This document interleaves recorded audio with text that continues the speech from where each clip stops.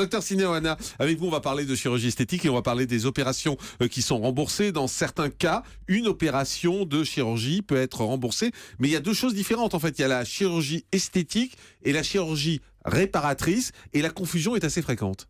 C'est assez complexe. Docteur, est-ce que vous pensez que je peux bénéficier d'une prise en charge par la sécurité sociale? C'est une question qui nous est posée de temps en temps.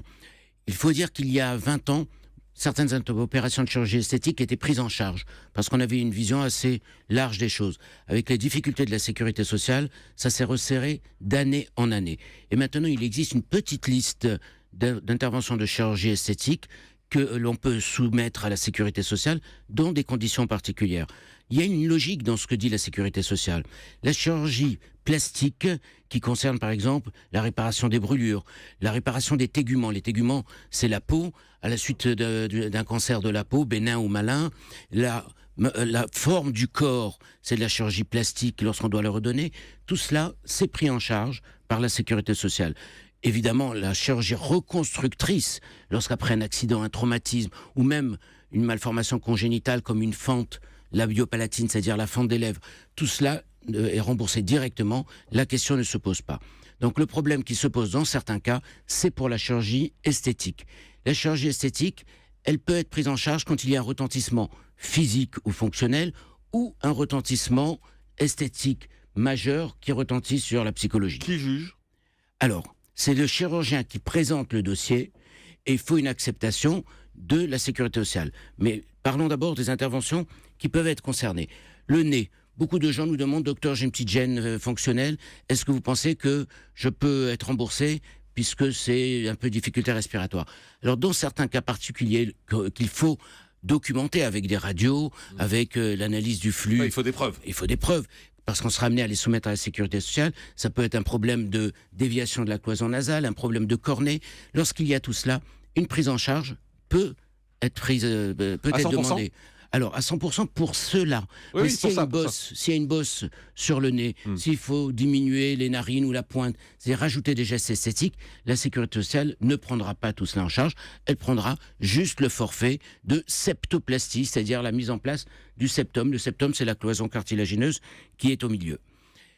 Un autre cas de figure, les jeunes filles qui ont des très très gros seins et qui peuvent être gênées. Alors je dis très gros seins parce qu'il faut retirer un minimum de 300 grammes par sein pour que il y a un minimum. Oui, pour que la sécurité sociale intervienne. Et avant quel âge ? Il y a un âge Non, limite ? il n'y a pas d'âge. Mais 300 grammes par sein, c'est beaucoup. Il faut bien imaginer, parce que la graisse dans le sein, ça pèse pas très lourd.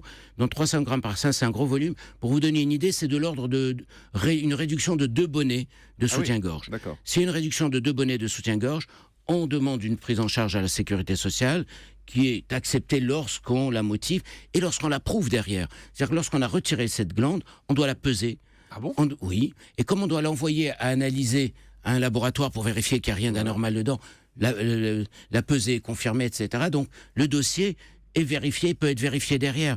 Et il faut savoir qu'en cas de fraude, par exemple, à ce moment-là, le patient est condamné avec une amende et un remboursement. Et pour les chirurgiens, c'est sanctionné directement par le Conseil de l'ordre des médecins. Alors, les reconstructions mammaires après cancer qu'on avait évoquées il y a 15 jours, j'espère. ça c'est automatiquement pris en charge pour les personnes que, même si c'est un problème esthétique, mais un retentissement psychologique. Les brûlures, évidemment, quelles qu'elles soient, sont prises en charge.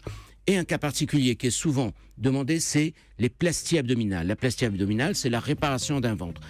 Il était dans l'esprit de beaucoup qu'après 3 grossesses, la sécurité sociale prenait en charge automatiquement une réfection de la paroi abdominale. C'est complètement faux, c'est plus du tout le cas.